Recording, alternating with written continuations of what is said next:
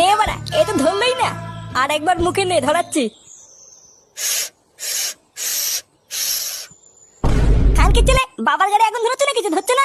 লেওড়া না ধরলে আমি কি করবো? এ কি রে বাড়া, তোকে এভাবে ধরে কেলি থেতো করে দিল কে? হ্যাঁ গো পল্টুদা, তোমাকে তো দেখে মনে হচ্ছে উদুম কেলিয়েছে। আর বলিস না লেওড়া, কালকে গাঁজা খাওয়ার পর আজ সকালে ঘুম থেকে উঠে দেখি লেওড়া আমি একটা মেয়ে ছেলের পাশে শুয়ে আছি। কি বলছিস কি বাড়া? হ্যাঁ, তারপর কি হলো? তারপর ওনার স্বামী আমাকে ধরে যে কি সাটা ভাঙলো রে, বাড়া এখনো মাথাটা ঝনঝন করছে। ওই জন্যই কালকে আমি বলছিলাম পল্টুদা, গাঁজা খেও না।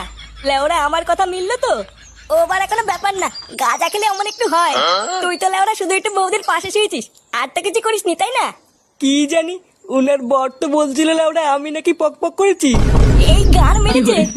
পল্টুদা, এইসব তুমি কি করেছো?